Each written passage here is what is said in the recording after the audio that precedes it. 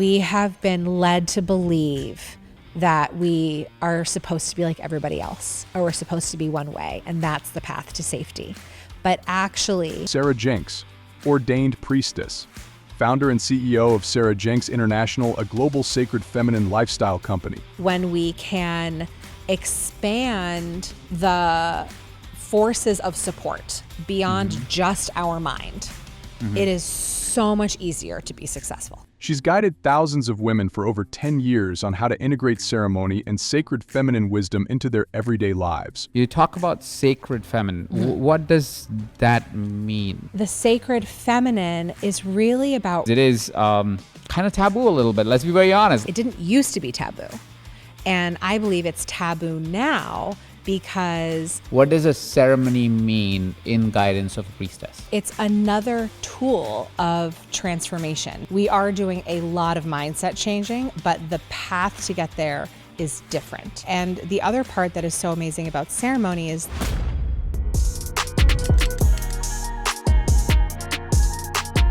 Sarah, so excited to see you today. I'm so happy to see you. And the first question I have is, what is a priestess?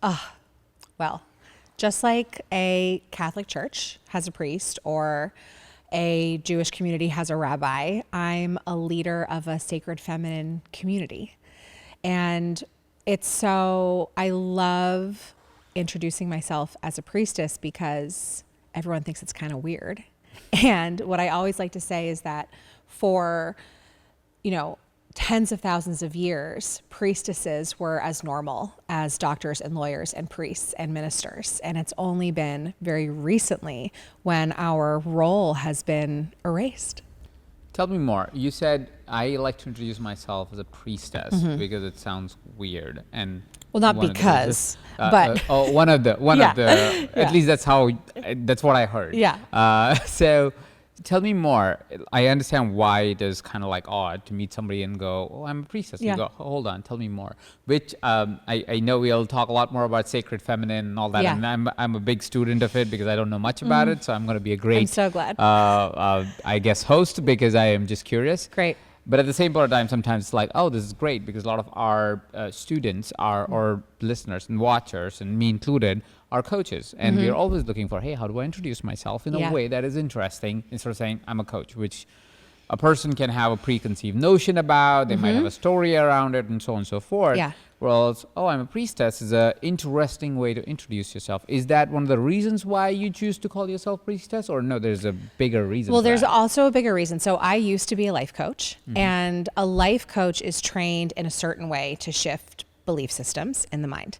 And I loved doing that. And what I found was that when I started sitting in this very specific type of ceremony that doesn't use plant medicine, it's purely energetic, what I discovered, even though I had read hundreds of personal development books, even though I'd been a life coach for years, the transformation that I had when I was in a sacred feminine ceremony was beyond anything that I had ever experienced before. So I went on to do a decade of study and how to hold this very specific type of energetic container in a room. So sort of like a Reiki practitioner is in charge of aligning chakras in a body. What I'm trained to do is how to create an energy system in a room or in a group of people, even if we're on the internet, that creates this vibrational frequency that when people come in, they automatically feel the difference between their soul and their personality or their identities or the roles that they play. And what I have come to learn through my studies is that this specific way of holding ceremony, and it can be any ritual, any way that humans get together in a spiritual way, actually changes our brain chemistry. And specifically for women, when we come into a sacred feminine ceremony, we're hearing the stories of the sacred feminine. We're talking about the cycles on the earth, in the moon, with the sun, inside of our bodies. We see ourselves differently, and it changes our psychology. And so it's another tool of transformation that is very different from coaching, that my training was very different from coaching. And a lot of it is around me learning how to feel in people when they're being their self or their not self. If I'm comprehending this right, and, Yeah. and correct me wherever you feel like I've gone off the tangent and I don't really understand what you're saying, is you're saying this is a work of energetics. So it's not, I don't want to say it's not scientific, but it's not science-like, whereas 1 + 1 is 2. It's more like, hey, we feel into what's really happening, and based, or we jump off of that, or we experience out of that. Is that what you mean? Well, kind of, except for what's, energy is scientific. And so, Yeah, that's why I was trying to not use the word scientific, Yeah. because I know it is, but I didn't It's know not what to as say. linear Probably is as a better word, going through a certain step-by-step process around how to change your mindset. We are doing a lot of mindset changing, but the path to get there is different. And a lot of what we are doing also is leaning on the senses, leaning on metaphor, leaning on story, leaning on being together in a room, and really tuning into, yes, our feeling state. And the other part that is so amazing about ceremony is we do a lot of work around visioning, which means that when I gather women in ceremony, and I have a community of 1,000 women all over the world. So what we do is every new moon, women either come to my home temple outside of Boston, or they join me from their living room and watch me on the computer or on TV. And what we are doing is we're coming in with all of our stuff. We're coming in with all of the shoulds, all of the roles we think we're supposed to play. And we have this opportunity to sit down in a group of women and be guided through a process. And a lot of it is magical that happens. And there's parts of it that are just an opportunity to come inside and to let your soul show you who you are. And what was happening for me was I thought I was supposed to be one type of person. I was following the path of traditional success. I graduated top of my class in high school. I went to the #1 liberal arts school in the country. I was surrounded by all these incredibly successful people. I had a really successful emotional eating online practice. And I would sit in ceremony and I would just hear, you aren't who you think you are. And it was the conditions that my priestess created energetically in the room that allowed me to hear that voice. Beautiful. So tell me a little bit more so we can demystify what does this ceremony mean, because Yeah. you listed out a few items which sound fascinating to me. So I'm just getting curious about Yeah. that, and then I want to come back to the sacred feminine. But Yeah. let's first go to, what does a ceremony mean in guidance of a priestess? Yes. So there's a lot of different ways to lead ceremony, and every different lineage has a different way of doing it. And the lineage that I come from is the 13 Moon Mystery School. And the way we lead ceremony is the priestess holds what we call a gate. And the gate is me or some of the other priestesses that I work with standing literally at the door. So that could be the door to my temple or the opening of the Zoom room.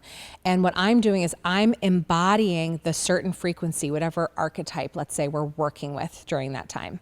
And I ask them a question. And what happens 95% of the time is that I am meeting them with more love and presence than they've ever experienced. And they just immediately start to cry. And when we meet another human with that level of love and that level of presence, what happens is they begin to see themselves differently. So after they come through the gate, they come in, we sit down, we go into a guided meditation that's connected to whatever energies we're working with at the time. And then we do this really cool thing where we do an open-eyed meditation. And it's like you're getting on a spaceship. And all of a sudden, you start to see the room change. You start to see people's faces change. You start to see symbols and have knowings and hear these voices that I was talking about. And then what I do often is, there's a lesson or a sermon, and we go into a guided soul journey, and then we do a ritual. So we're all in ceremony to understand and identify what are the parts of us that are not real, that we've taken from somebody else, that is the path of should, that we are ready to release in this ritual way. And what I have seen is that when we physically talk about, write it down, put our rituals into some sort of material object and release it while we're being witnessed by our community, we actually stop the pattern. And it's so incredibly powerful. And then we are setting intentions and sharing those intentions with the community, being supported by our community, and then offering those intentions, surrendering them to whatever entity we talk about, whether it's the goddess or God or the universe. And this is sort of where the magic comes in, because what I have seen happen are women who have been trying to get pregnant for years, who get pregnant 2 weeks later. People who've been trying to leave their partner all of a sudden have the courage to do it. People who are feeling so much pressure because they're just trying so hard to be someone they're not, and they're just filled with fear, that they finally have the bravery to be different, to be themselves. And then also a big part of the ceremonies that I lead is that the space is really beautiful. And we do a really beautiful altar. We're representing whatever archetype we're working with in the altar through color frequency, through flowers, there's candles, there's incense. And it's sort of like walking into a Hindu temple or a Catholic church. You know, when you walk into those spaces, you're just hit, because there's a way that we can try to make spirit material. And I believe as humans, we have this language, this unseen language of the universe, that when we see roses, or we're with fire, or we see certain shapes, or there's certain symbols on an altar, it ignites something in us. We remember who we are and our ancient depth and wisdom without really needing to say a whole lot. I think it's a beautiful idea, and as you related it to a temple or a church, it also made a lot more sense, because we as human beings are always being interested in kind of higher guidance, if I may call it that. Like, we don't know what it is, we can't explain it. It often is not. It's not, like you said, linear. It doesn't really make sense until you experience it. It's very experiential, if I may, which is why we build the whole religions and everything, because it's like, oh, experientially you can experience it. Try to make scientific sense to it. It does not. Like, we haven't been able to prove it yet. Let's just say it that way. Yet. Maybe there will be a time where we will make sense of it all. But as of now, it doesn't come into the function of math and physics and so forth.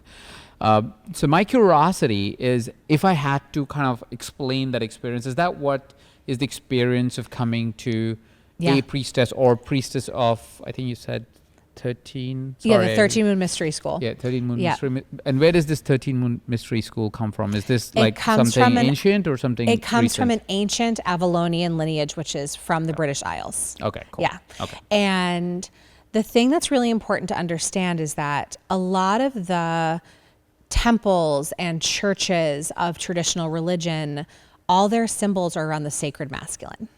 And so many of us didn't grow up around symbols of the sacred feminine. And what I have come to experience in myself with the tens of thousands of women that I've worked with and in my research is that when we can't see symbols of a powerful woman, and it's also important to understand that the sacred feminine didn't just fall out of fashion. It was deliberately and violently erased from the planet on purpose to hide, I believe, women's power from ourselves. So I wanted to create an opportunity where women could have that experience of a higher power in a container where they could see themselves. So it's interesting, because it is. No, it's not. I can't say if it's masculine or feminine, because I come from India. Yeah. And in India, actually, devis or goddesses. Yes. For the English term, is Devi is how we call it in India. Yeah. Is actually really prominent for actually anything that you really, really desire. Like, for example, we don't have a god of knowledge. We have a goddess of knowledge called Saraswati. God. There's no god of money. There's goddess of money. That's Lakshmi, and that's literally how it is. So I don't know if it's equal or not, because I've never really quantified it. Yeah. But definitely, yes, they're prominent god figures and they're prominent goddess figures. It's not that either or. For that matter, I feel the most, like Kali Puja. These are like the big pujas. I'm going, hey, do we do goddesses or god? It's like, it's kind of a balance, I think. But I would have to really evaluate. So it's different. And at the same point in time, what's tuning in my curiosity a little bit more is, you talk about sacred feminine. What does that mean? Yeah. So For me, the sacred feminine is really about this power of creation. So you can think of the sacred masculine as the power of sustaining or a container. And so for me, when I talk about the sacred feminine, a lot of the lessons I bring in are around the energy of each of the seasons, the energy of each phase of the moon cycle, and how that's reflected in our bodies if we bleed. It is talking about the stories of the ancient goddesses that have been erased from, a lot of our culture, not yours, which is so important. And I'm incredible. not saying it's true or not. Yeah. It could be in my Yeah, yeah. culture too. I'm just not aware to it. Is all I'm saying. Yeah. And the sacred feminine is really about range. So me growing up Christian, I had 2 archetypes of the sacred feminine that I was brought up with, which was the virgin mother or the whore. And when those are the only 2 archetypes, it doesn't show a wide range of what it means to be feminine. And so what happened for me was that when I became a mother, I thought that I had to kill off all these other parts of myself. I thought that I had to be one-dimensional. But when I started being in ceremony and learning about all the different archetypes of the sacred feminine, I started to see those in myself and feel my own range. And when I started to understand the different phases of the moon, I saw that I'm going to have moments of growth. I'm going to have moments of celebration. I'm going to have moments where I feel like I'm dying and I'm releasing parts of my life. And I'm going to have moments when everything feels like it's just gone and dead and I'm in a full empty state.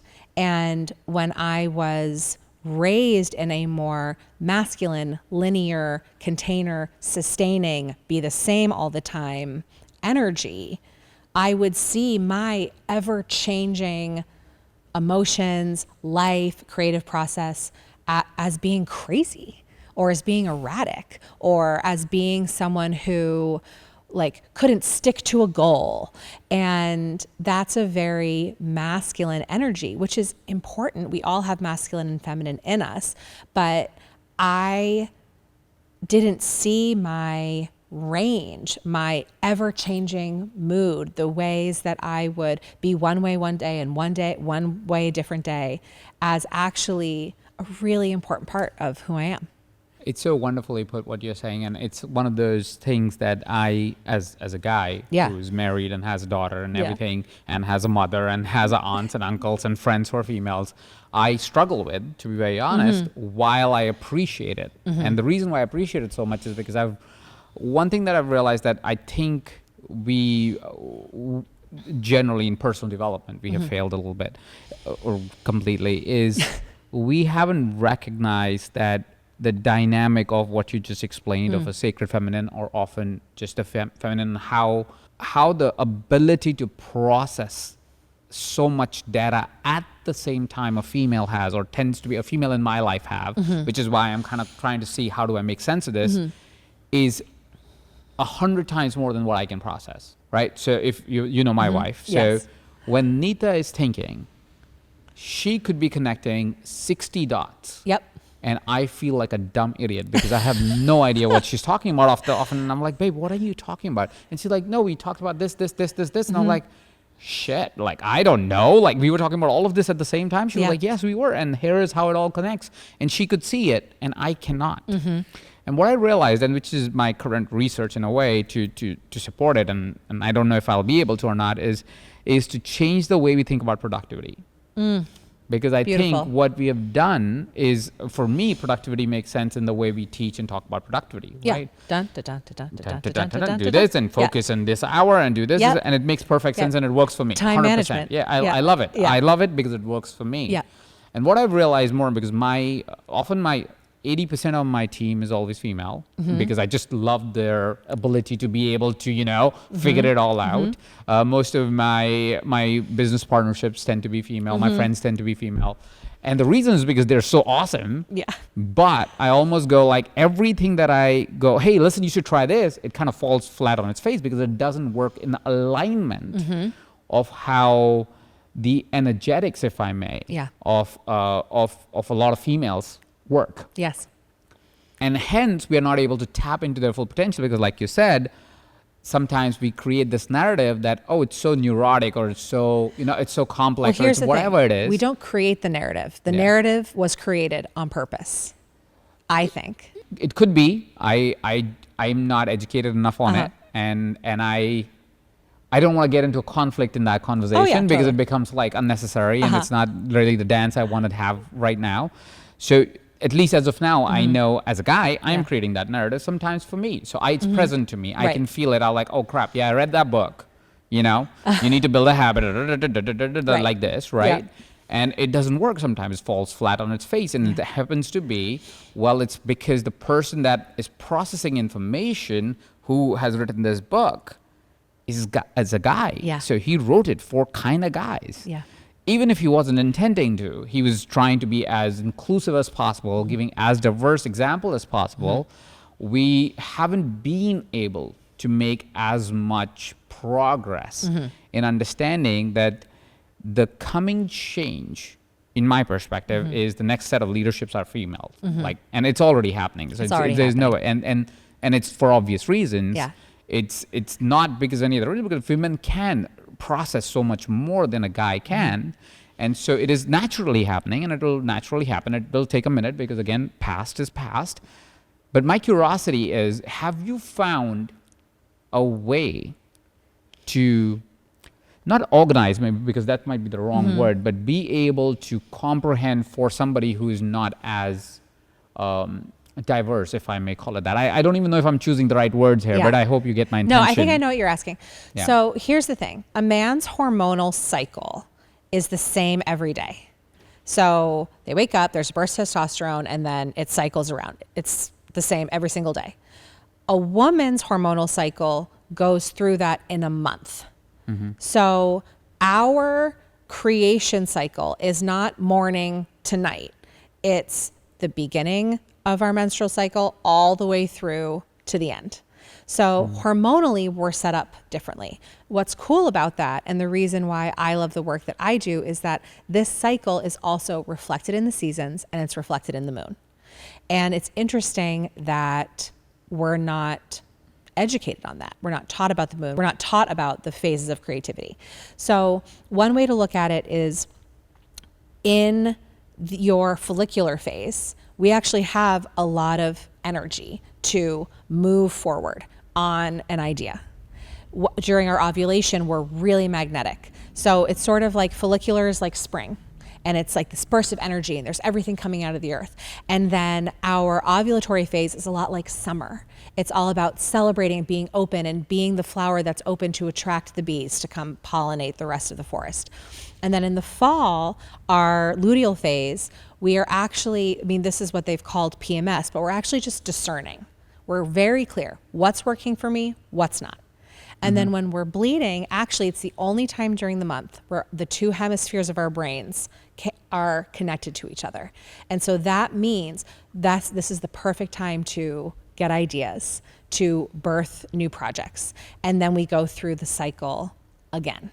Wonderful. Totally think of it as a man brain. But so if I was to make sense, would it be ideal, and if it is making sense, to be able to say, all right, so instead, like how a guy thinks about their day productivity, we should reframe as we work with women. And like I said, I work with a lot of women. They tend to be majority of my teams pretty much all the time. I love working with them. That we should, and maybe it's a really difficult question to ask in a corporate setting, but just because of how much shame is around it, is to go, can we kind of go, how do we set up your monthly routine, if I may, in sort of a daily routine, to go, oh, this is the time when we should have all the meetings around product creation. Yes. Here's when we should have meetings around, decision making, whatever the thing is. Is that what you're suggesting? That is what I'm suggesting, to a point. And if you're not bleeding, I believe you can follow the moon. And because the moon goes through the exact same phases as our menstrual cycle, and the moon is a feminine energetic, where the sun rises and sets about the same time every day. It's very masculine. The moon, if you ever tried to track it, it's like over here one night and over here another night. It's changing shape all the time. And it's going through different signs of the zodiac every 2.5 days, when the sun goes through one sign of the zodiac in a month. So I suggest, like when on my team, when we are creating something and let's say we feel stuck, I will say, who's bleeding right now? Because you have access to ideas, to sorting everything out. And I'll say, go be in meditation for an hour and sink in for us. Tap in. What do you think we need to do? And I also believe we all have access to that all the time, but we're particularly primed during those moments.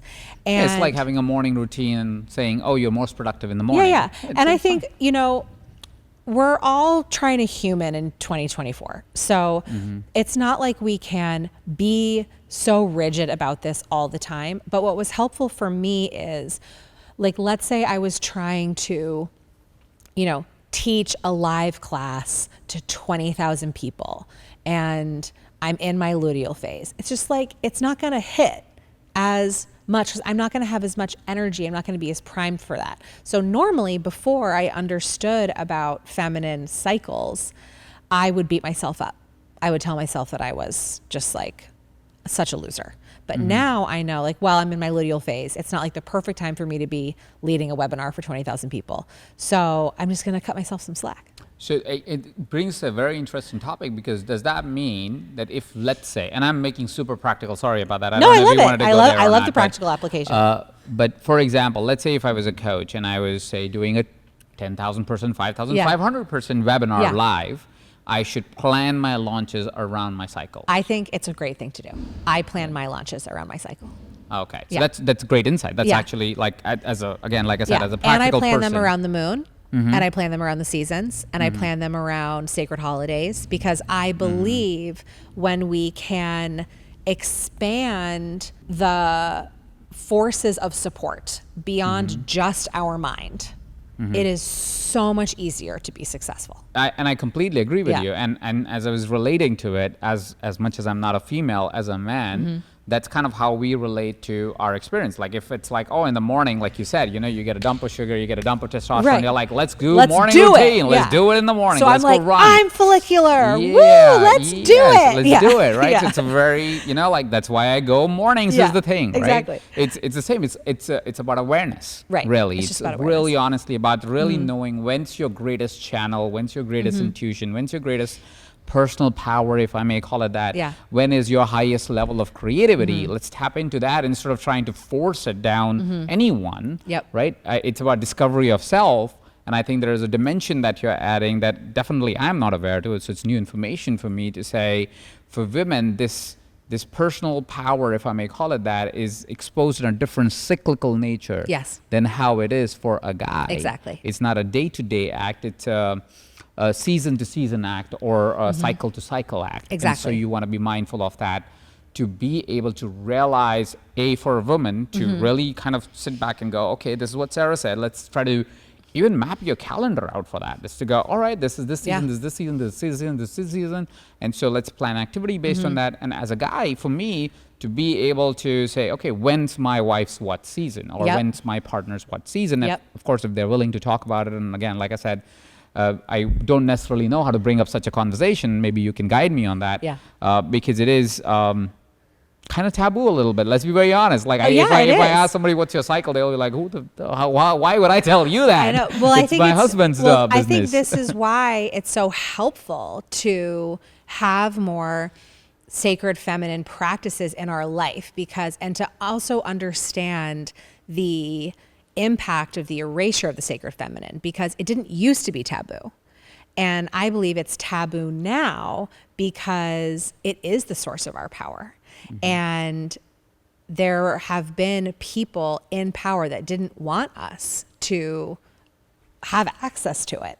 So I think the more we can normalize it with our partners, normalize it with our team, normalize it with our children, to just talk about it all the time, to make it normal, to celebrate it, to have it be just like eating breakfast, it means that it doesn't have to be so taboo anymore. And I think it's each of our responsibilities to look at the places that we do see as taboo and realize that all those taboo places are actually the places where so much of our power is held. Thank you for bringing that insight. I will send this episode to my team, and Okay, good. that may be an easy Sometimes way that's to the kind of easiest way say, to do it. hey, Yeah. just sending And it you can, over. like, Let ask- me know. And you can if ask this helpful. permission. Yeah, You know, it's permission. like, Yeah, would it's a you, way to get permission. Are you okay with me asking you where you are in your cycle? What would be a gentle way for me to do that? You know, is this something that you want to consider? Like, let's talk And this about it as a episode is team. a good context. Yes, exactly. It's a good context. Exactly. So it's not just randomly I woke up, I want to know your cycle. Yeah, and a really great book. My friend Kate Northrup, who I know that you know, Yeah. wrote an amazing book called Do Less, and she talks a lot about productivity, syncing your productivity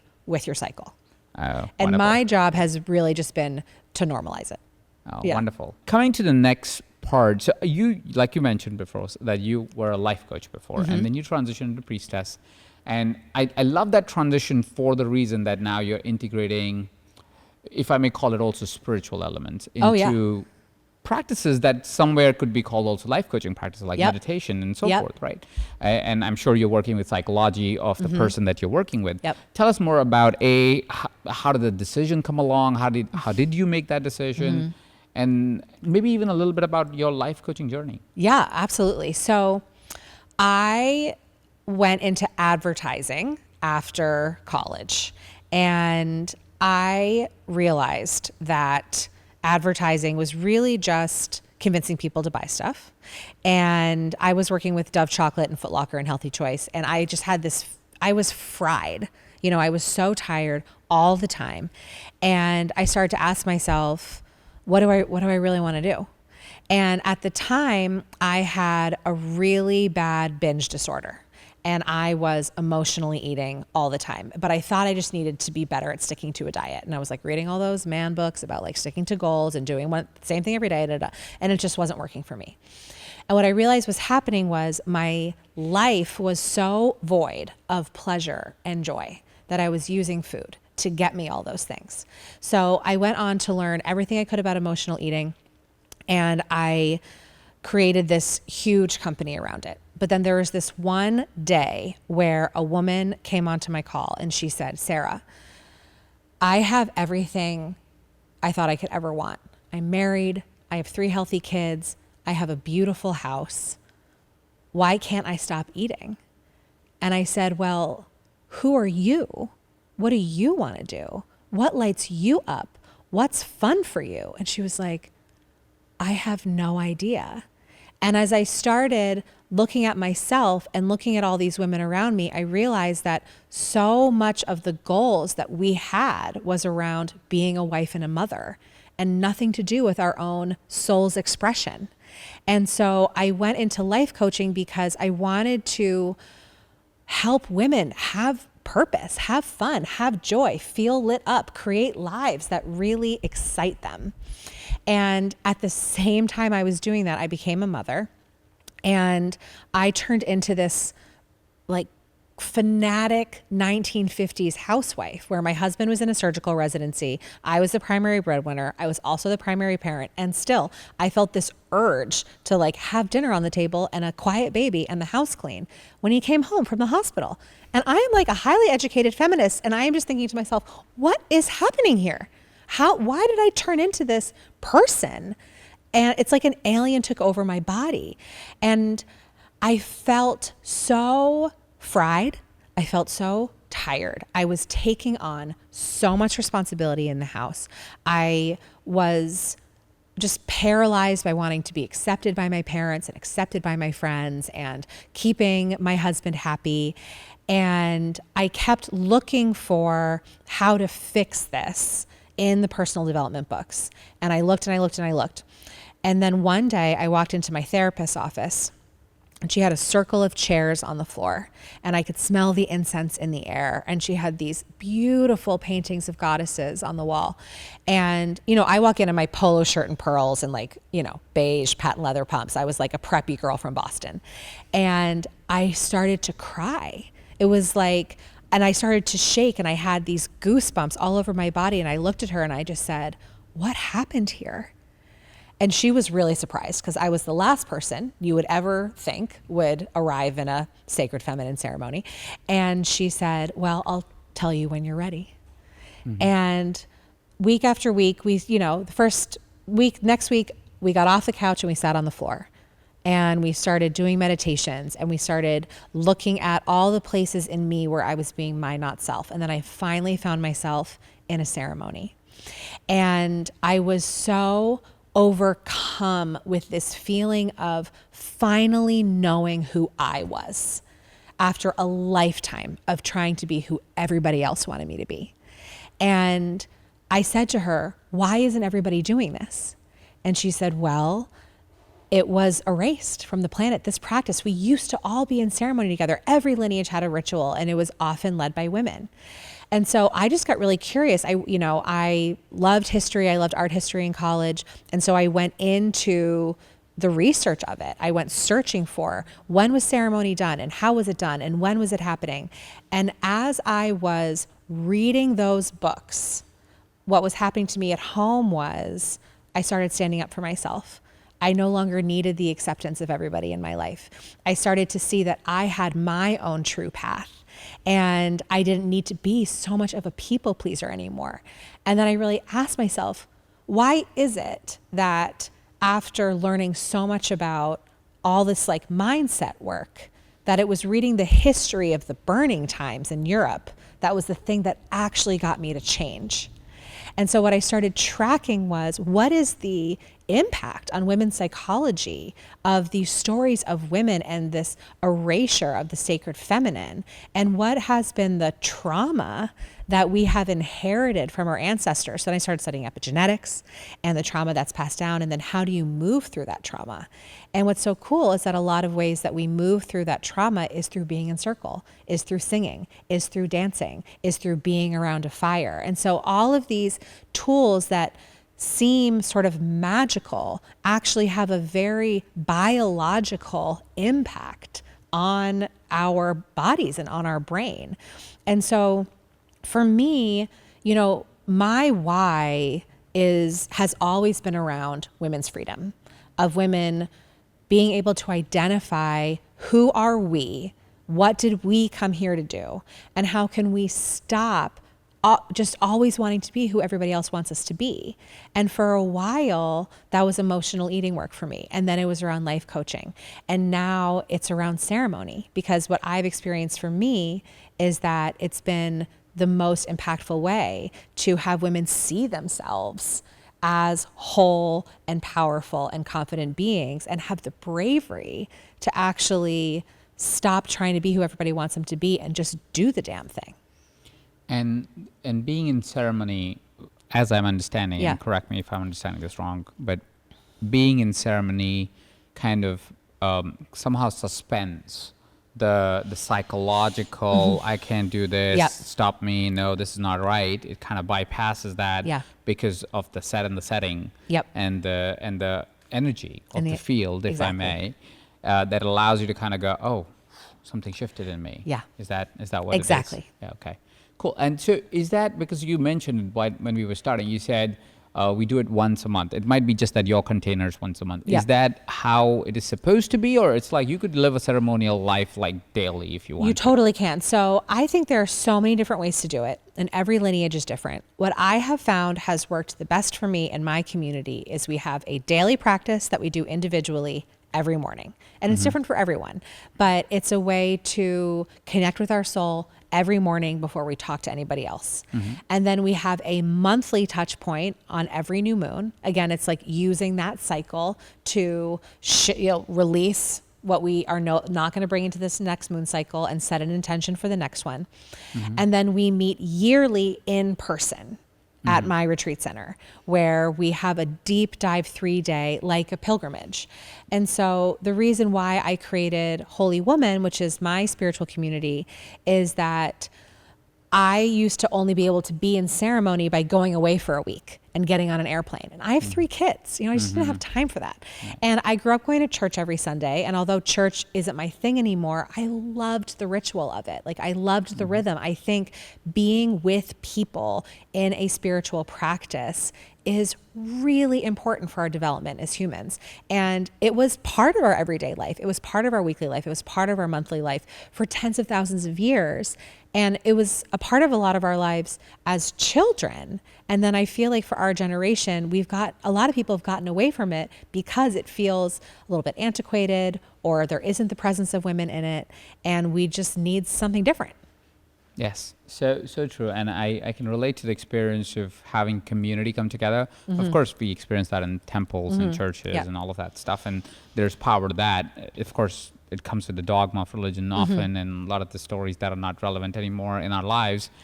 But if you just take that context and if you move that container into a different setting, like you have done, what I found is it definitely gives you the combined energy has something different about it. There was an event I did late last year from this conversation, and in that event, instead of usually I would do events, and usually there will be a party in the evening. Like, all right, we'll all come together. We had like 300 people coming from different parts of the world for the event, different parts of different countries, and I think we had like 20, 30 countries in there. And we were doing this instead of party. I was like, I don't want to do a party. I don't really drink. Like, it's one of those things that I'm like kind of out of it. I'm more a person who wants to be in the field off, right? So it's an energy, it's a thing. I'd rather have that than have a glass of wine. Yeah. Like, I prefer it a lot more. So I said, okay, I'm going to do something different, but I have to do it in the evening because kind of like the expectation of the world. I was kind of like dancing around it. So I called it the manifestation party. That's awesome. And everybody thought, oh, it will be a party where you dress, like the universe or something like that. I was like, you can dress however you want, but it's actually an hour and a half of, I don't know if I followed the principles of ceremony because I wasn't aware of it, of course, but there was a very specific rhythm to it, which started with, there was a particular way we greeted the people to come in. There were very specific smells in the space. There were very specific lighting in the space. There were people who were walking a particular, everybody sat on the floor. We did some energetics works before anything started, and then we went into deep hypnosis, and we were basically taking out all the blockages and beautiful coming into the new selves in a way.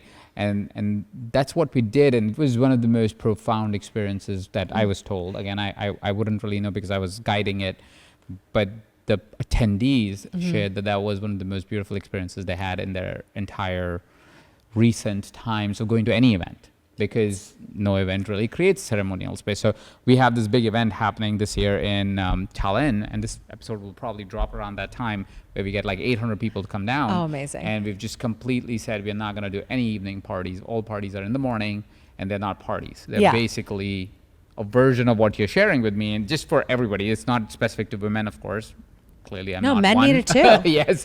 I'm clearly not one. I'm not a woman myself, but it is more a ceremonial act versus just let's go and throw everything in the air type of thing. Well, it just goes to show that you remembered how to do that. You knew it was important. All of these systems are, I believe, built into us as human. It's like our human instinct to create patterns, to bring people along a journey, to bring in the senses. And so that was a perfect version of your ceremony. And you can just see how when there's a rhythm to something, and what's so cool is that there's also this universal language, because a lot of the things that you pulled in are also a lot of the things that I pulled in that also would be someone from another lineage pulled in.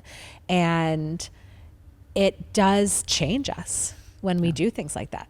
And I think there's definitely unconscious knowledge that we all have. Exactly. Because of where we come from, and like you said, it has always been practice. It's just we feel maybe weird about it right now, just because we are like, oh, I don't know what this is. But as we lean into it, take action towards it, or sit in a circle like the way you have created, you suddenly realize, oh no, this feels more natural than anything could have possibly felt natural. That was my experience the first time I sat in ceremony. I grew up, thinking it was so weird. And then I would sit in it and have this experience of, this is the most natural thing I've ever done. And it's one of the reasons why I love doing it in community. And I'm sure you experience this when you did your manifestation party, is that when we think we're doing something weird, but we're with 800 people who are also doing it, the level of relaxation and self-permission we give ourselves is so powerful, because humans are wired to feel this sense of belonging. And for a lot of us, like, we're the weirdos in our family. We haven't felt a sense of belonging. And so to get into a community of people who are willing to be a little bit edgy, who are willing to be on the fringe, it's so good for our psyche. Yes, absolutely. So I want to take a little left turn in a way, because I have an opportunity of sitting with someone who's, if I have to correlate a term in the coaching world, you would be called a spiritual life coach. Okay, right? love So that. just to kind of give Yeah. a term that is more relatable to a person that is listening, who doesn't identify yet as being a priest or a priestess. How does that work for business? How do you battle the, because I know it's a battle when Yeah. it comes to, I'm a spiritual person, but also this is the business. Yeah. It's not that you're like somebody else is funding these dreams. Right. You're funding your own Yep. dream and your own mission in life. So how does that dance work for you? Yeah, I mean, it's a dance because there is this, preconceived notion that you shouldn't charge for spirituality. And no one, and I think that comes from the dogma of the church that used to say that the priest was the only access to God. And I don't believe that. I'm here to teach everyone how to have their own access to God and to access a higher power in the way that they know best. I'm just here to create the container. So the ways that I have thought about it are that if you want to be held in a container that I'm spending time creating and teaching and holding, there's going to be an exchange of money to do that. And you don't need me. You can go off and do this on your own if you want to. And that has been really helpful for me to really separate out the offering from the spiritual connection.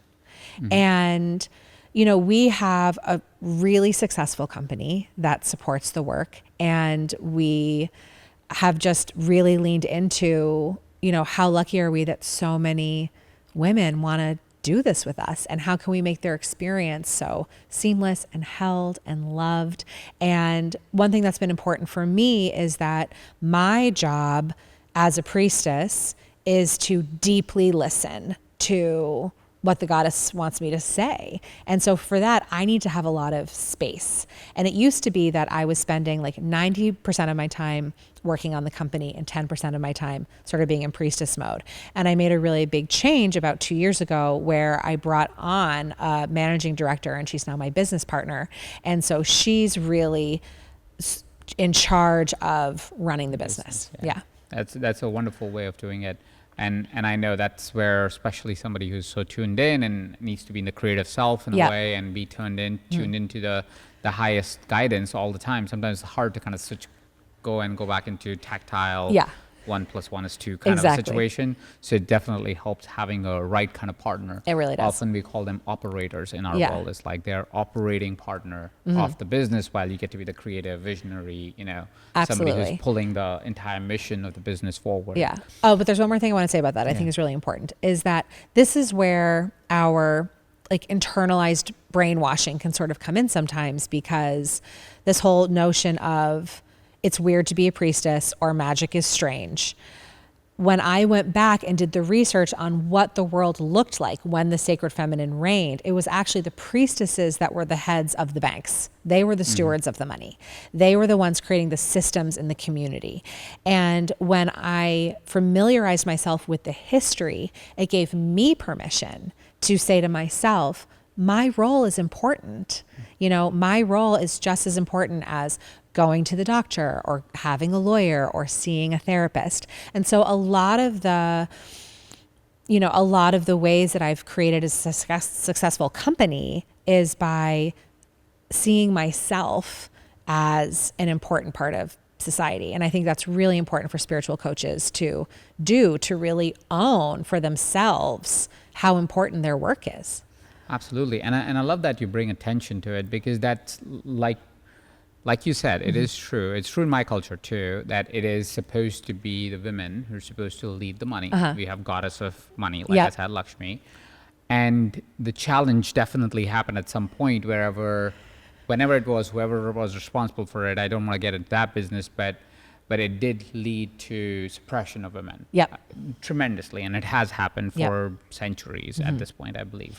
But there's innate wisdom in, I think, society, and which is what's revealing itself now, or is starting to reveal, at least, if not has revealed yet, where we would go and find that balance again and go do that dance again that we always had of the men and women being partners Yep. of something, and none of the genders or energies, if I may, if Yeah. that's a better way to say it, probably, are doing the part that they are best at. Exactly. And let them do that dance Yep. instead of thinking what gives one gender or one energy more power.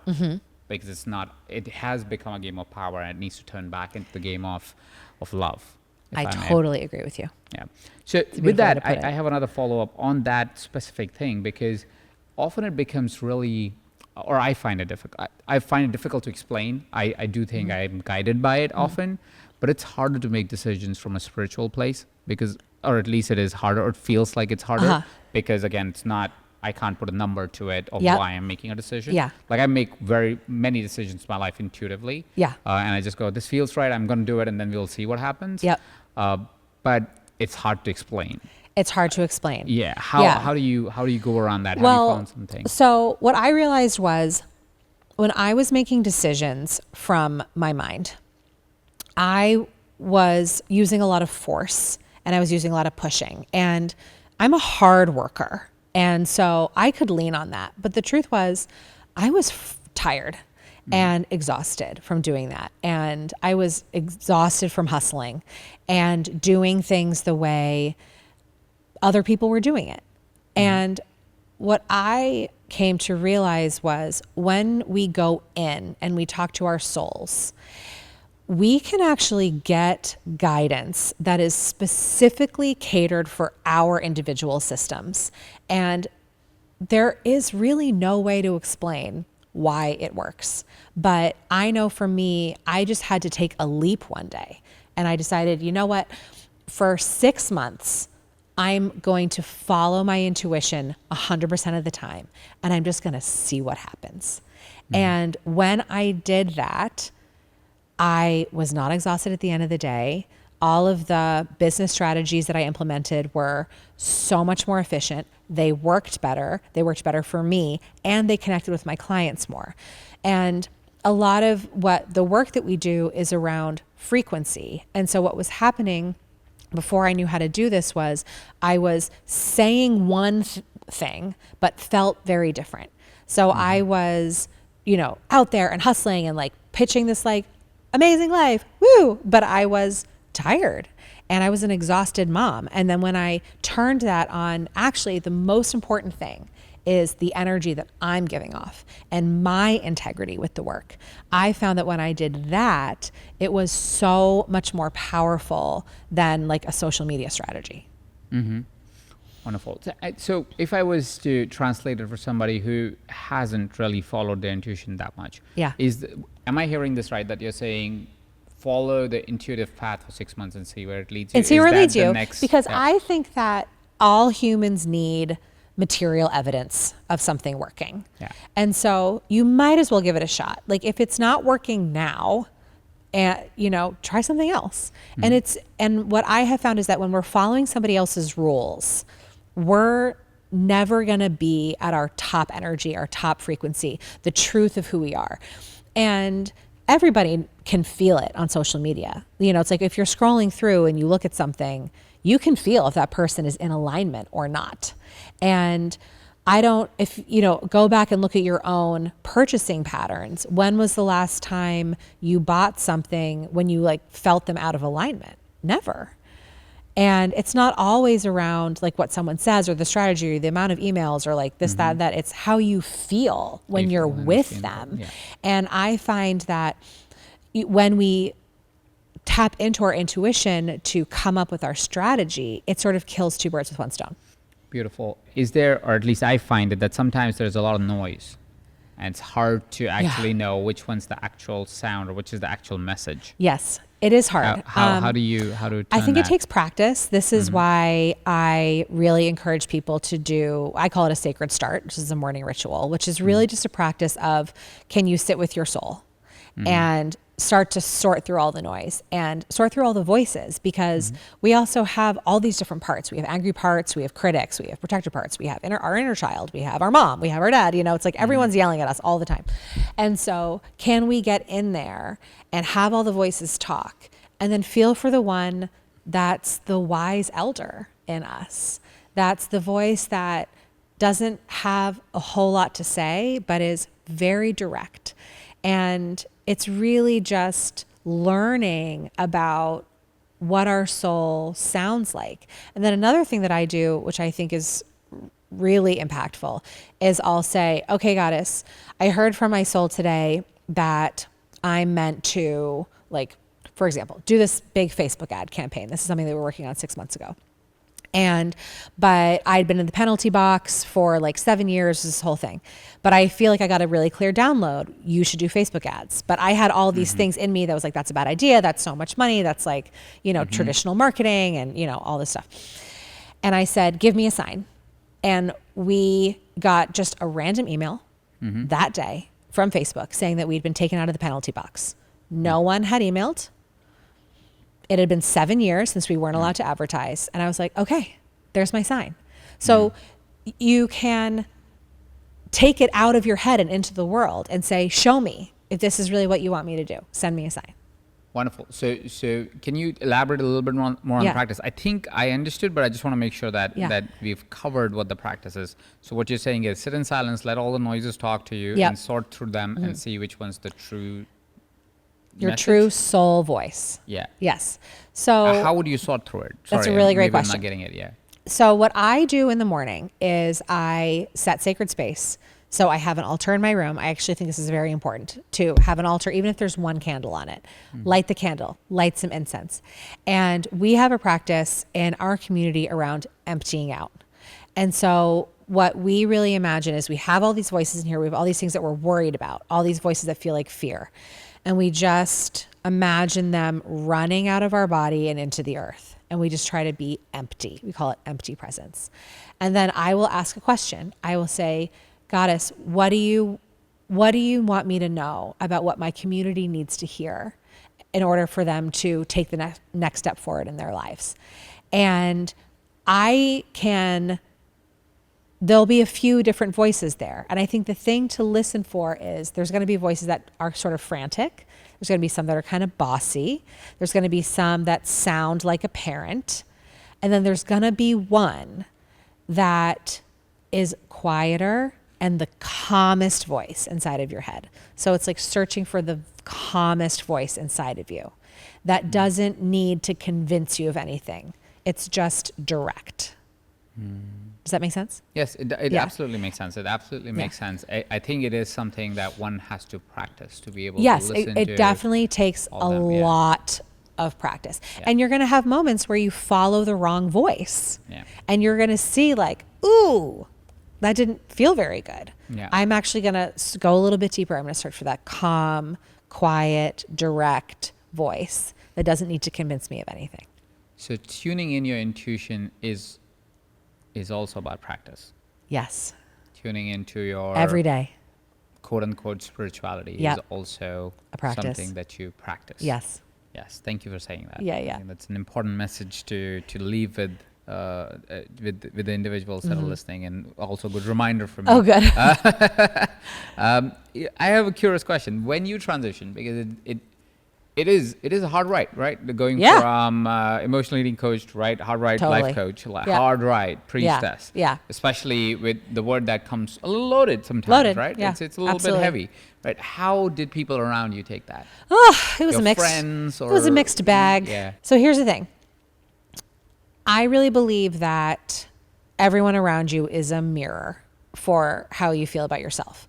And so in the beginning, I was wobbly. I was saying to myself, is this real? Is this dumb? Is this helpful? Is your whole business going to fall apart? Is everyone going to run away? Is everyone, am I going to be burned at the stake? I mean, all those things. And so outside of me, I was receiving a lot of that verbally.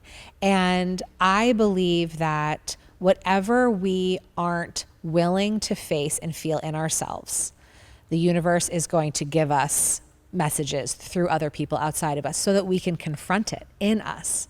So I did a lot of inner work around owning that this is my path and owning the importance of it. And when I did that, I didn't have as much questioning, defensiveness from other people. The other thing that would happen is some people would be worried about like my safety because there's this history of killing spiritual women. And so that's all in our genetics. So I had to be compassionate for how they were feeling. And it was a hard time, but I had this one moment where I went to a party at Harvard, and I walked into the party and I was on my ordination path, because for me, priestess isn't something that you just claim. It's a training, and it's something that you're, ordained in. Like an architect can't just say, I'm an architect now. I went through like very rigorous training in order to do what I do. So I was in this process. I was about to be ordained in a couple weeks, and I went to this party at Harvard, and I walked in and I was like, I need to own this. It's time, because I was saying spiritual life coach. I was saying, I help women. I'm in the personal development industry, all the things. And I went up to the first one I saw. Hi, how are you? What do you do? He's like, oh, I'm the head of the physics department. I'm like, okay, great. Here I am. And he's like, what do you do? And I just said, I'm a priestess. And I owned it inside of me. And he was like, wow, that is amazing. Tell me everything. And I told him about all this stuff. And he's like, that's just like physics. And I said, exactly. It's like all the same. So wonderful. And I've found the most, I have a great chance to sit with a lot of people who are wildly successful or really intellectual, technically really astute, if I may call them that. And more often than not, when I'm sitting with these people, all of them or most of them tend to be very spiritual. Yeah. And they understand there's a lot that they don't understand. Exactly. And that's one of the reasons why they can be at the success level. And success determined in different ways, like, great artists to great philosophers to poets to so amazing. To just rich people. Yeah. Everybody's like, hey, listen, I know I don't I'm know just everything. really good at being rich. Rich, successful business entrepreneur, whatever you want to call them, but just really good at whatever they do, and hence top of their game. And more often than not, they would go, well, one of the reasons because we're just so curious, because we know we don't know. Yeah. And one of the answers that pretty much everybody that when you don't know leans into is say there is something that is more than, and you can experience it, but you can't explain it. Exactly. I can't put, 1 + 1 to it, but I know it is. I totally agree with you. And I think the other thing that's really important to understand about this is that these people who have been really brave to be different, to push through challenges, to move through fears and things that are hard for them and keep going, is because they feel supported by a higher power. And they know at the end of the day, there's trust there. There's trust in God, there's trust in the goddess, there's trust in the universe. And that's really what I want to have people experience, because so often people are trained to only trust like other humans, but it's just not enough, because other humans are really fallible.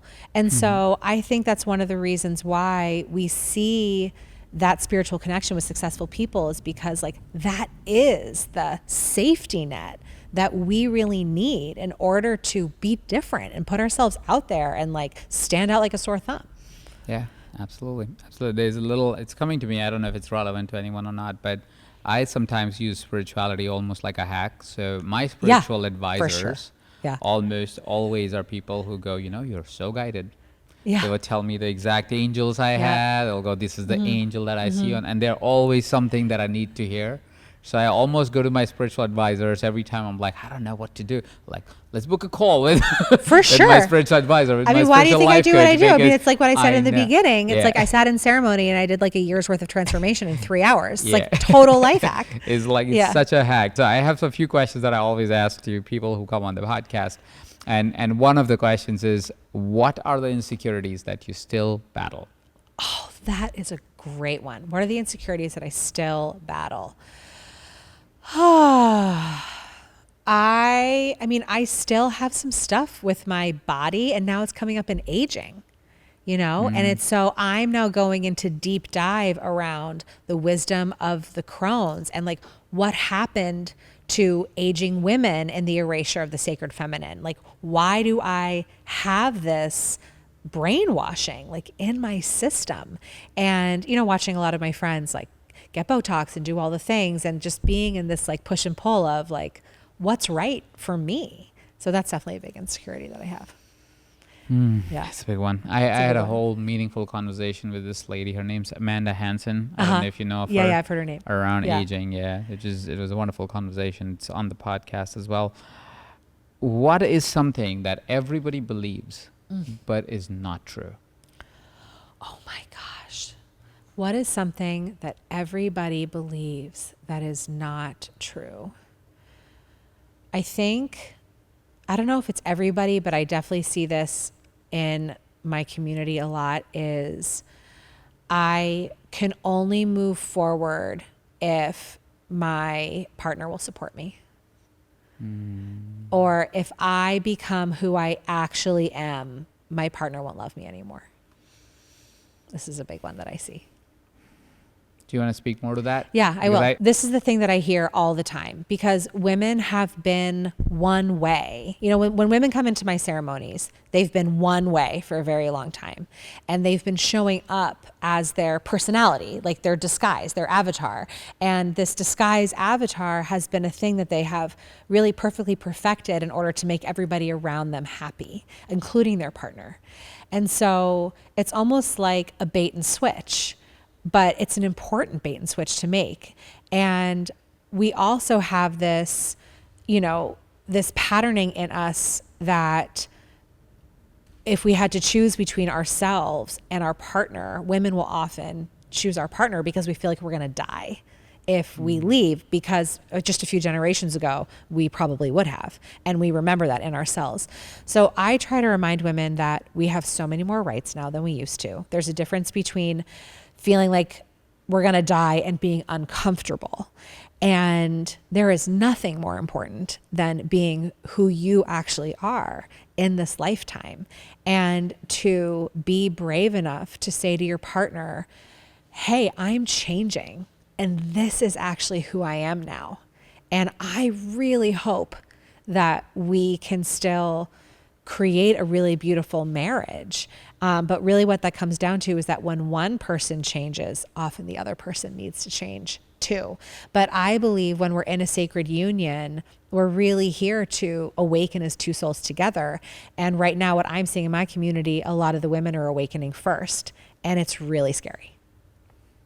Thank you for sharing that. Yeah. Final question. What is it that you will like to offer as a belief to the world?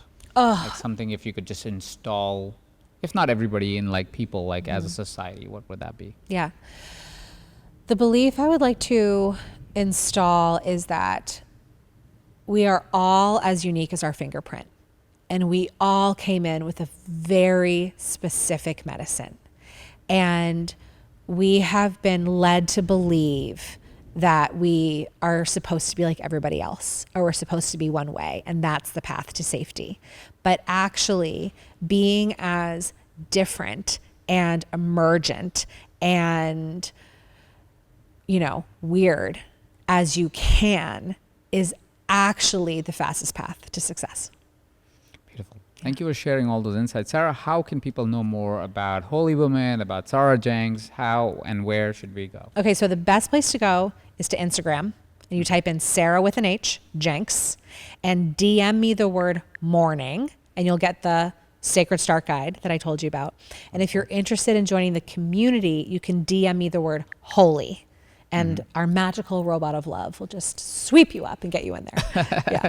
Thank you very much Yeah. for sharing all that insight. Go over to Instagram, look for Sarah Jenks, and send her a message, morning or holy. Yeah. Whichever one works for you. Thank so you for much. having me. Thank you. Yeah.